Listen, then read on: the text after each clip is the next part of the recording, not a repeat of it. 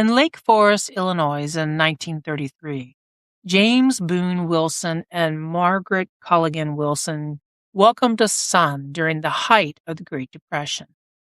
James Boone Wilson worked his way through college selling fraternity jewelry before later moving into advertising, while Margaret Culligan Wilson came from a Republican-leaning household. The family valued discipline, education, private school, and hard work, and their son grew up around ambition, private school, discipline, and conservative politics. Their son, Pete, attended private school in Missouri before later making his way to Yale University, where he studied English while participating in Navy ROTC. After graduating, he served as a Marine Corps infantry officer before eventually attending law school at the University of California, Berkeley. After passing the California bar exam, Pete briefly practiced criminal defense law in San Diego. Years later, when asked why he left the work behind, he explained bluntly, "I realized I couldn't be a criminal defense lawyer because most of the people who come to you are guilty." Critics of statements like that argued that the American legal system is built around the idea that defendants are presumed innocent until proven guilty in the court of law, and that a defense attorney's responsibility is to ensure constitutional rights and fair representation, regardless of personal belief. Pete's political training came through some of the most influential Republican figures of the 20th century. In 1962, he worked as an advance aide for Richard Nixon's campaign for governor of California. Nixon would later become national associated with anti-crime messaging, backlash politics surrounding people's legal right to protest, and the belief that America needed stronger and stricter leadership to stop decline and disorder. Just 2 years later, Pete also worked for Barry Goldwater's 1964 presidential campaign. Goldwater opposed parts of the Civil Rights Act of 1964, especially the sections preventing racial discrimination by private businesses. Critics at the same time argued that positions like those opened the door for racial discrimination to continue under the language of local control, limited government, and personal freedom. Whether people agreed with those movements or not, Pete was learning politics directly inside them. In 1966, Pete won a seat in the California State Assembly and later became Republican whip. Pete's work in the Assembly placed him directly inside a Republican movement increasingly centered around conservative control, authority, and frustration with rapid social and conscious change happening throughout the United States. Then came San Diego. In 1971, Pete became mayor and served for more than a decade. Like-minded supporters to his ideas were fond of his position. Critics, however, often used his style of leadership as part of a growing conservative movement that prioritized, besides growth, government control, physical restraint, over expanding social programs that gave back to the community. During the same period, Pete recruited Clarence Pendleton Jr. into San Diego's Model Cities program. Pendleton would later become Ronald Reagan's chairman of the United States Commission on Civil Rights. Under Pendleton, the commission became deeply controversial after criticizing affirmative action programs, questioning parts of traditional civil rights enforcement, and arguing that government dependency itself had become a major social problem. Critics saw many of those positions as an attack on civil rights protections that had been built during the 1960s. By 1982, Pete had entered the United States Senate. During his Senate race against Jerry Brown, one of the strongest campaign themes became crime and the courts.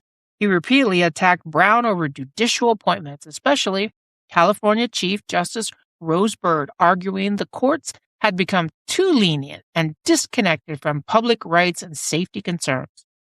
The themes surrounding stronger law enforcement, stricter courts, and conservative government authority were already becoming central parts of his political identity. In Washington, Pete developed a reputation as a fiscal conservative and became known as the watchdog of the Treasury. He backed efforts focused on reducing government spending and emphasizing taxpayer responsibility, especially regarding federal programs and social spending that impacted local communities. Critics argue many of those policies published social burdens downward onto states and local communities while cutting away broader federal protection and support systems that help people in those communities. By the 1980s, the boy now known as Pete from Illinois had another ambition. He wanted to become governor of California.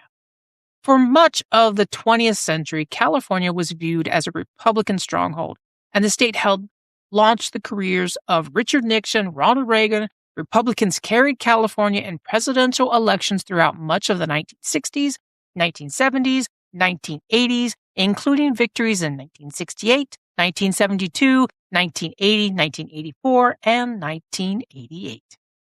California Republicans built strong coalitions around suburban voters, business interests, anti-tax movements, law and order politics, and conservative frustrations with rapid social change.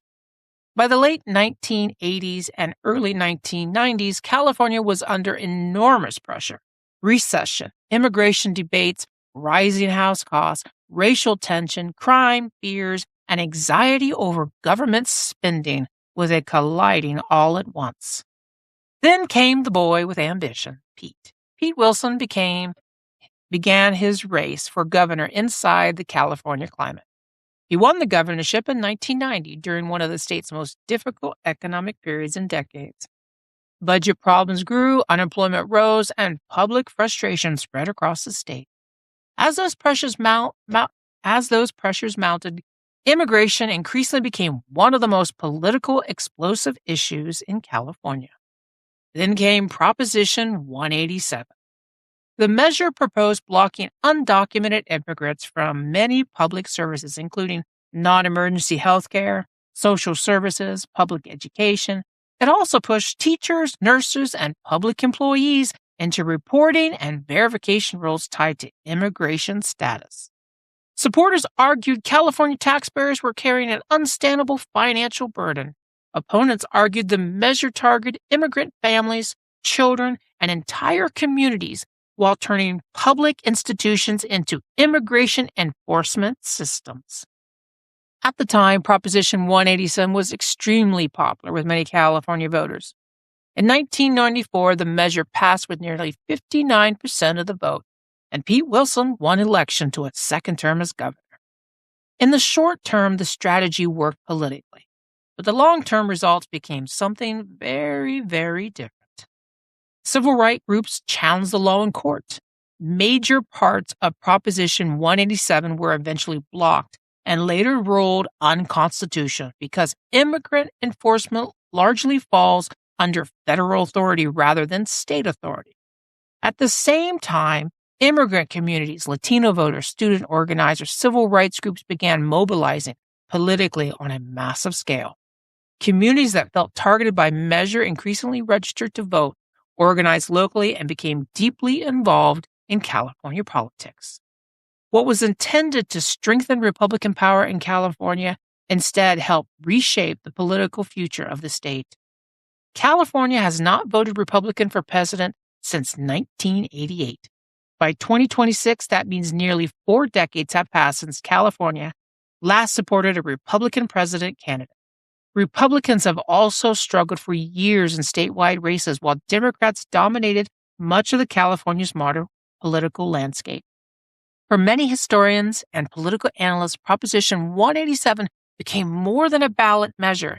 It became a turning point, a moment when fear, frustration, immigration, politics, taxpayer anger, and law and order messaging may have won a short-term political victory, but also helped drive long-term political backlash that permanently altered the direction of California itself. Today's sources come from California Governor's Library, Pete Wilson Biography, Nixon Foundation, Pete Wilson Profile, Reagan Foundation, Pete Wilson Biography, Encyclopedia.com, Clarence Pendleton, Jr. Background, ACLU, Southern California, Proposition 187 Court Rulings, 270 to win California presidential voting history. Thank you for listening. Until next time, bye-bye for now.